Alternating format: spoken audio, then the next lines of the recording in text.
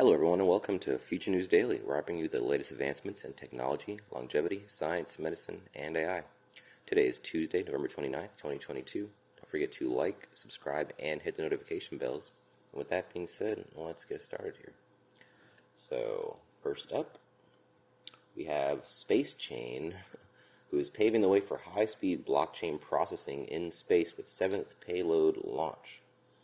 So, SpaceChain, I guess, is the company. I haven't heard of them before. SpaceChain announced it has successfully launched its second Ethereum virtual machine, or EVM for short, payload into space aboard a SpaceX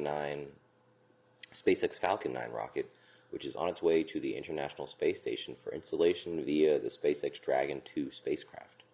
The mission marks SpaceChain's 7th successful blockchain payload launch into space and the second integration of its payload with Veles, the world's fastest EVM blockchain and open-source platform for decentralized applications.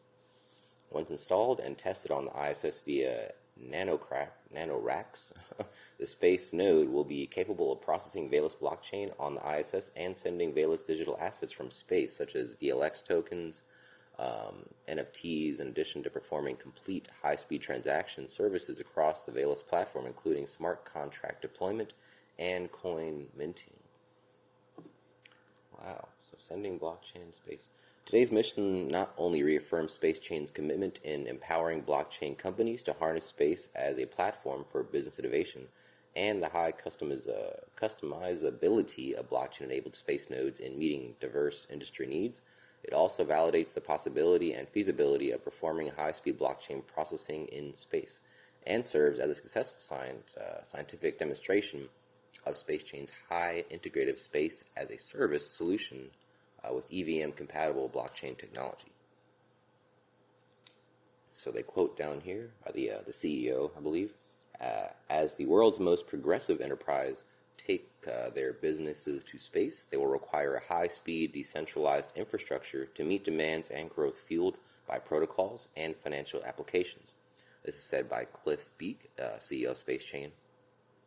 Continues, quote, our collaboration with Veles will help lay the foundation for high-speed and ultra-secure blockchain processing and transactions in space, which we believe will become increasingly crucial for those looking to harness space technologies for competitive advantage in the burgeoning space for Earth economy. I like where this is going. Anyway, let's read on. So they continue.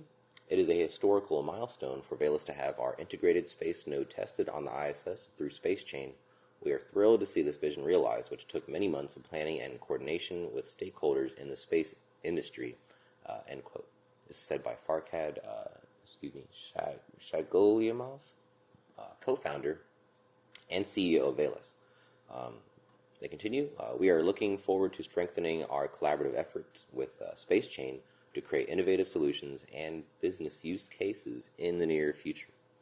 So Veles is the fastest EVM blockchain that is capable of handling 50,000 transactions per second with an innovative hybrid consensus of delegated proof of stake and proof of history. I've never heard of proof of history. The collaboration between SpaceChain and Veles is poised to improve consensus mechanisms in blockchain and help generate use cases of space-based blockchain and decentralized infrastructure outside of financial services and cryptocurrencies, of course. So we're sending, I guess they're sending nodes specifically in space. Yeah, the node. So, I guess they're going to, I imagine other people are going to want to take this with other blockchains. I mean, there's no reason we couldn't send some Bitcoin and Ethereum nodes, direct Ethereum nodes, in there as well, or what have you. Very innovative, I will say. Moving on. Next up, we have 3D organs soon, they question. This Indian startup is breathing life into science, printing one layer of human tissue at a time. So it starts off, what comes to your mind when you think of 3D human organs? A computer-generated structure? What if scientists could actually inject life into the structure and help patients get a new lease of life? Born in the aftermath of the pandemic, Bangalore-based deep tech startup Avi Biosciences is attempting to do their bit to transform this long-held dream into a reality, printing one layer of live human tissue at a time. So the team of young entrepreneurs has just landed their first product, the indigenous advanced 3D bioprinter called Mito Plus, which has been successfully tested at Indian Institute of Science, Bangalore, and is ready to print human tissues. So they question down here, can human organs be printed? A 3D bioprinter works almost exactly like a printer does. The only difference is that instead of plastic, metal, or powders, it uses human cells and biomaterials as the bio ink to print layers of whole new functional human tissues like skin and perhaps a full-fledged new body organ one day. It is essentially a way of artificially replicating human tissues. They quote, 3D bioprinting is a unique gift to humanity by science and technology, says CEO Manish Amin of the novel technique that is still at a nascent stage but growing fast, with 100 such companies globally, mostly in the US and Europe, and a handful of them in India. So very bullish on India, and they're going to be doing a lot of good stuff coming up in at least my lifetime, and I think they're going to get a lot of new capital moving forward for R&D. I mean, just the things they're doing. It seems to be tons of growth is going to be coming from there. Anyway, not financial advice, of course. Let's continue. So the market for bioprinting has grown steadily over the last decade and is globally valued at a $1.3 billion so the global value of bioprinting is $1.3 billion currently, projected to reach 3.3 by 2027. So India, too, has seen a growing interest in such biotech startups with support from Biotech Industry Research Assistance Council, or BIRAC, B-I-R-A-C, that funds early-stage companies. 2 years since its launch, Amin is hopeful of the company's growth amid an increasing demand for drug discovery and organ transplants, especially skin. The startup has already collaborated with the country's premier research institutes, IIT Madras, the National Institute of Pharmaceutical Education and Research, Hyderabad, and BITS Pilani, where the bioprinter is being used for the purpose of research. Quote, there is increasing demand from pharmaceutical sector where they still have to rely on living subjects for drug discovery and testing, which is both inconvenient and expensive. Bioprinting can help provide living tissues for testing and has the potential in cancer biology and cosmetology applications. Skin printing is a key area since there is huge demand due to patients with extensive burns, he shares. So while the world has already seen the success of 3D dental and orthopedic implants, the next big challenge has been to develop whole new 3D human organs, of course. Bioprinting can revolutionize the healthcare market and holds promise of achieving that long-held dream that offers hope to millions of patients stuck in an endless wait for organ transplants. A list that gets longer every minute with a new name added to it. Researchers are using it to create cardiac patches for heart patients, print skin into a burn wound. The availability of cost-effective bioprinters is an essential step in developing artificial organs, since all future research depends on this infrastructure and a space that startups aim to fill, of course. Quote, thousands of lives are lost every year in India alone due to the lack of suitable organ donors. Our approach to the creation of entirely new organs begins with the journey of creating new tissue samples. That is a critical stepping stone for a very long-term and difficult journey, says Chief Operating Officer Surid Sundaram, an IIT Madras alumnus. The team is constantly adding new features and building better software that supports various tissue engineering applications to help scientists achieve their mission. It has already collaborated with the Institute of Chemical Technology, or ICT, Mumbai, whose scientists are using 3D bioprinters to develop skin, the most common type of layered tissue that could help victims of severe burns. These tissues can also be used for toxicology screens and various other testing mechanisms. So they end with a quote here. There are many challenges ahead and still a long way before we can create fully functioning and viable organs for human transplant. It's far more complex, but that would be the goal. Amin signs off before he quips. The startup is also named Ave, which means organ in Sanskrit, which I did not know that. All right, very promising work here. Yeah, moving on. So, Bionaut Labs develops robots to deliver drugs directly into the brain. It's a very picture right here of a very small robot. Looks like a good millimeter small. I mean, not quite nanometer, but getting there. The team of researchers behind Apple's Face ID from Bionaut Labs has developed robots that deliver drugs directly into the brain. The trials aim to deliver drugs with the help of tiny robots to treat certain types of brain tumors at complex locations and a rare neurological disorder called Dandy-Walker syndrome.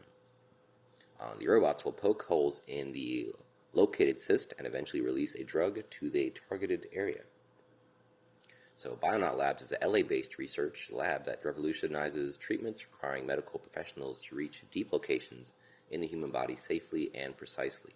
The company has raised approximately $43.2 million in a funding round led by Khosla Ventures to fund its latest clinical trials. So Michael Schippelmacher, Bionaut's chief executive, said that robots have the potential to become a, quote, holy grail, opening more pathways to treating brain diseases, diseases across the central nervous system, and much more. These robots, a few millimeters long, with a robust micromagnet, could also perform biopsies. They use external control frameworks and, under predetermined magnetic fields, poke a hole in the targeted area and release the drug. Pretty short article. Oops. Oh, yeah, that is a little half of an article down here. A little sneak peek, I suppose, how AI is changing the fashion industry. This is, sorry, hugely digressing down here, but the article finished quickly, and they got one down here. So I guess these are AI-generated fashion. These are looking, I mean, it's always wild, but anyway, let's not digress. Next up, the Tesla Semi is going to change the world. I'm very bullish on this as well, on EV trucks as a whole. Anyone who's watched a few of my videos would definitely pick up on that. At the beginning of October 1st, I published a story on the beginning of Tesla Semi deliveries. The first Tesla Semi for commercial customers set to be delivered on December 1st to PepsiCo. There are plenty of financial analysis and specs we could highlight to examine the cost competitiveness of Tesla semis compared to conventional fossil fuel semi-trucks. I'm sure I'll publish those as well. He's really done his research on this. Let's skip down. So they did just finish their first 500-mile trip successfully with a full payload. I read about that. So that was a couple weeks ago, and I guess next month they're going to actually be having our first ones on the road officially. So how many people have asked you how far your electric car can drive? I guess they're explaining how skeptical people still are, and not thinking that. I mean, who would think that a fully loaded 80,000 pound Tesla can drive more than 500 miles on a single charge, which is true. So it can actually pull almost 100,000 pounds at highway speeds for 500 miles. I guess that's the max. Wow. So yeah, I'm not going to read every paragraph of this because it's a little too detailed. But just paraphrasing here. So here we have the tweet. So this was about 3 days ago. Today, Tesla team just completed a 500-mile drive with a Tesla Semi weighing 81,000 pounds. So that was kind of right in the mid-range of what it was. What they were expecting, or what the payload was going to be at. 70, 80, yeah, so right in the middle, max being 100. Another tweet, the Semi might be my favorite Tesla product. Why? Because most people in the investment community that I speak to didn't believe it's possible to make a 500-mile fully loaded Class 8 truck, and I would be willing to agree there. I think most people, when you hear those stats, it does sound pretty hard to believe, but it has been done. So, this right here solves the diesel crisis, you know what I'm saying? Anyway, so I'd like to get more solid dates on when we're going to be seeing these more and more. I guess I don't have too much. The concrete date we're getting here only really is about December 1st for Pepsi. I don't know how many they've ordered. I think that was in a previous article, probably a couple hundred at least. But I'd say moving into next year, Q1, Q2, you'll see these everywhere like you're seeing, you know. I remember the couple early years of Tesla, the Tesla cars when they were first coming out. That's kind of how it's, you know, something like that again for this. So, yeah, very bullish on that as well. Moving on to our last one, not a somewhat short video for you guys today, which nothing wrong with that. Certain foods discovered to increase stem cells and cell regeneration. This might actually compete for my favorite article today. So we develop from stem cells, it starts off. When the father's sperm meets the mother's egg, a fertilized egg is formed. It continues to divide, and by day 3 to 5 develops into an embryo consisting of about 150 stem cells in the mother's uterus. Later, these stem cells in the embryo continue to split and form various tissues and organs in the human body. There are more than 200 different kinds of cells in the human body, all of which grow from stem cells. Stem cells are not only present at the embryonic development stage. When babies are born, they carry a large number of stem cells within their bodies. The average person has about 37.2 trillion cells, including about 750 million stem cells, which account for 0.002% of the total cells. These stem cells are stored in various parts of the body, ready to regenerate or repair body tissues and organs. Dr. William Li, the author of Eat to Beat Disease, president of Angiogenesis Foundation and Harvard-trained medical doctor, elaborated on the role of stem cells in an interview with the Epoch Times. Li said that stem cells are mainly stored in the bone marrow, though also found in the body's fat, skin, hair, follicles, and even in the heart. He made an analogy. The human body retains and dispatches stem cells just like we keep unused paint in the garage during renovation, which is ready for use if necessary, say for wall repair someday. As all human tissues and organs get renewed constantly, stem cells play a key role in this process. Specifically, we need them to produce new skin to replace damaged skin cells and to replace damaged cells on the surface of the intestine. Besides, hematopoietic stem cells divide and replace those blood cells that are damaged while operating in the circulatory system. They too evolve into types of white and red blood cells and more. Interestingly, our small intestine is renewed every 2 to 4 days. Our lungs and stomach every 8 days, our skin every 2 weeks, our red blood cells every 4 months, our fat cells every 8 years, and our skeleton every 10 years. I didn't know about the skeleton. Wow. So everything in your body is being constantly cycled over with the new food that you take in, which turns into their cells. Anyway, I'm no doctor. The body's immune cells regenerate every 7 days. Therefore, if a person's relevant stem cells disappear, he or she could die soon from an infection. Wow.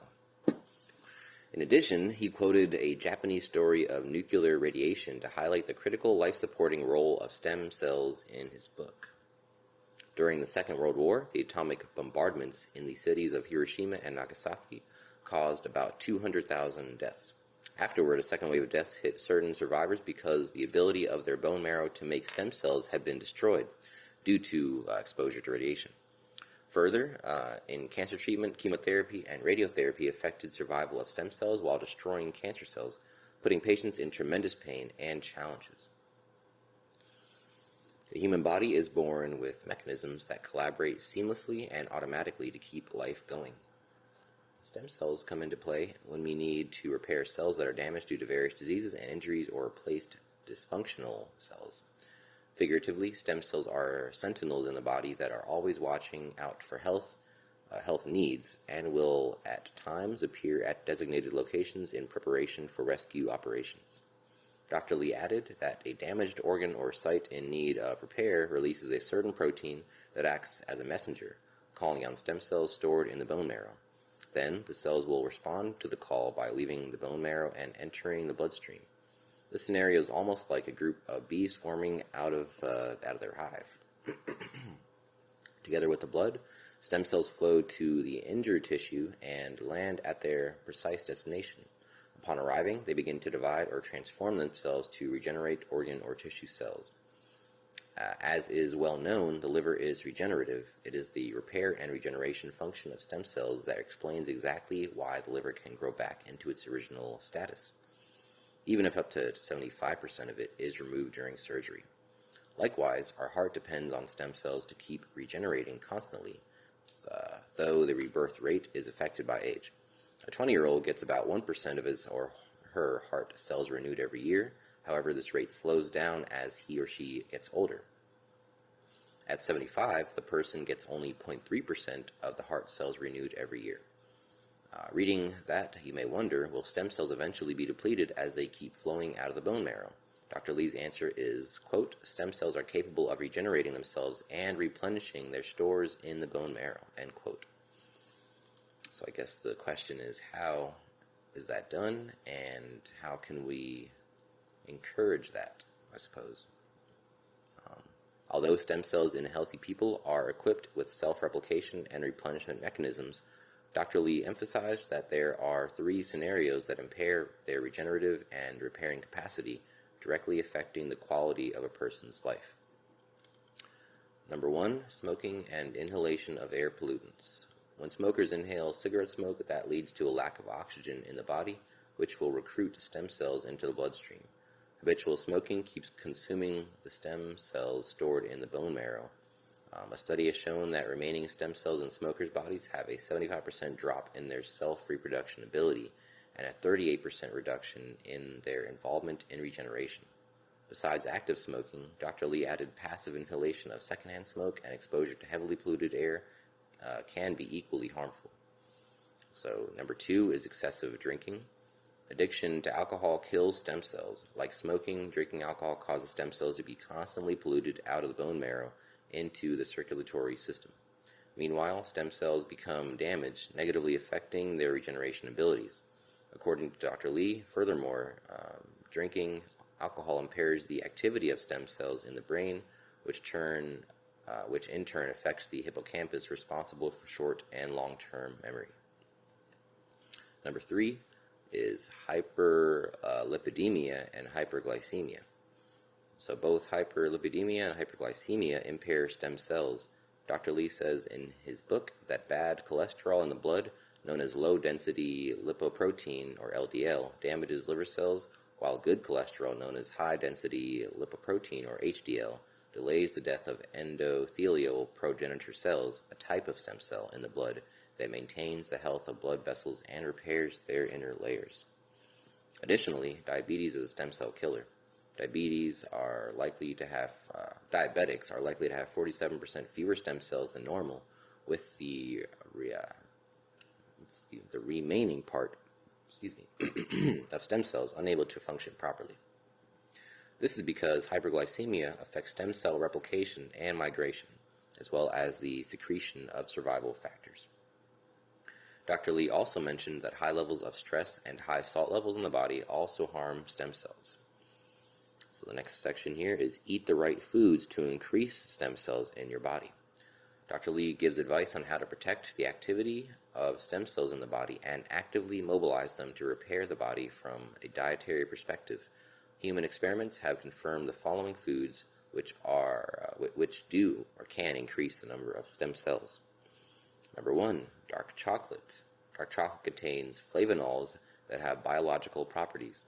Researchers at the University of California recruited patients with coronary artery disease in a 30-day controlled trial. One group drank hot chocolate low in flavonols, only 9 milligrams per serving, twice a day, and the other group drank hot chocolate high in flavonols, containing 375 milligrams per serving, twice a day. The results were surprising.